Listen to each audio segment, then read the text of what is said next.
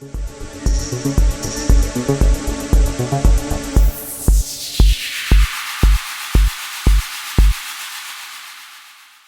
everyone, great to see you. We're in a different venue because of the rain we've had and will continue to have. So keep an eye on our page to say where we are if there's rain. Okay, that won't stop us from reading though. So thank you Lord for the week we've had. Thank you for the challenges because they make us stronger and we're determined to go on. We thank you that you lead the way and we thank you for this incredible family you've placed around us. Thank you. Right, a little bit about the Who. And this is from Citizen Go with George Christensen, just to quote my source. The proposed amendments to the WHO's international health regulations would give WHO incredibly sweeping powers over our lives.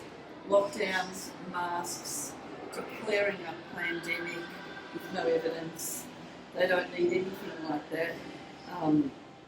And George actually said that would be taking our freedoms and our right to self-determination. So the US has withdrawn from the WHO. Last year they gave the WHO $1.3 billion. They are the greatest donors to the WHO, and without that money this treaty can't take place. And we know that since then other countries have come on board with getting rid of their membership with the WHO. So at the last meeting, the WHO only had half of the number of people that they usually have, and they have frozen all hiring.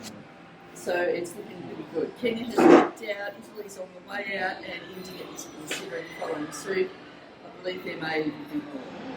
The President of Argentina, Javier Milei, I'm not sure how you pronounce it, gave a really stunning speech at the Web Forum in Davos on January 23rd this year. And he described woke ideology as a cancer that needs to be removed from all Western institutions, which is a pretty cool statement to make at Davos.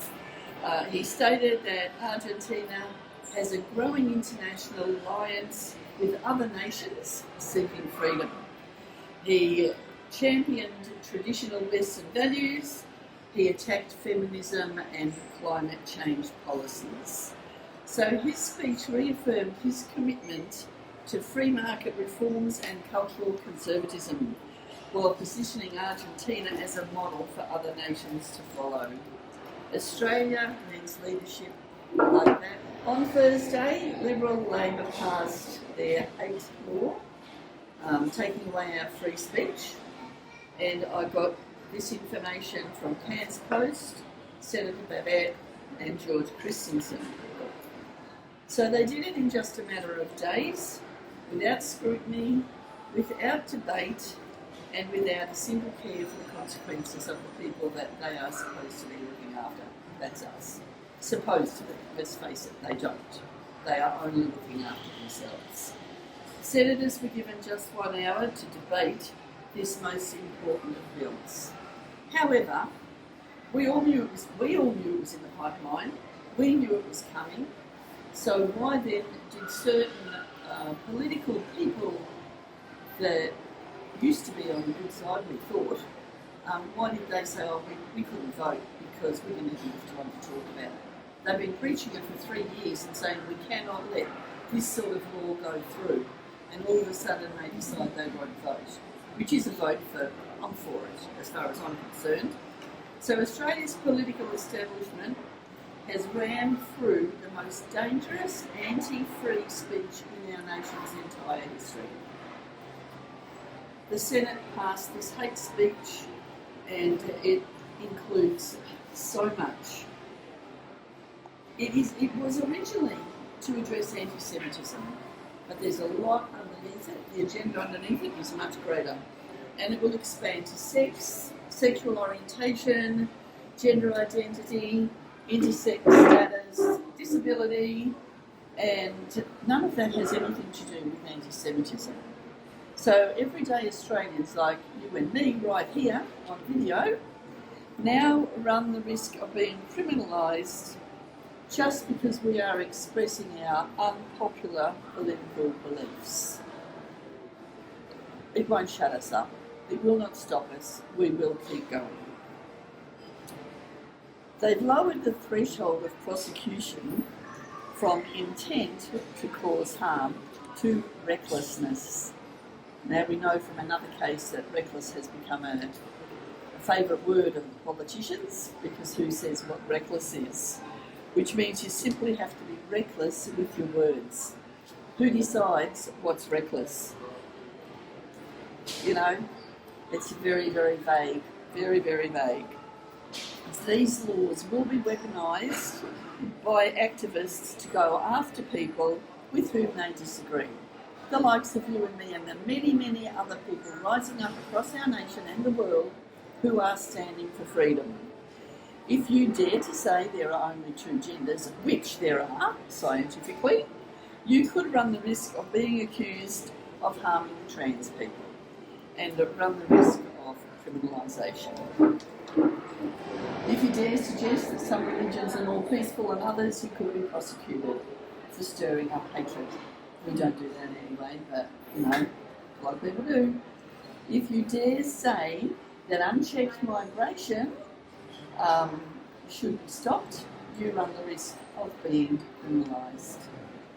People will start self-censoring their own thoughts and their own words. People will start in conversations starting with, oh, I can't say that anymore. That's the thought police, getting in your head and telling you what you are. And if you stop yourself saying things, those things will eventually fade into the background and they will no longer be important for you to say.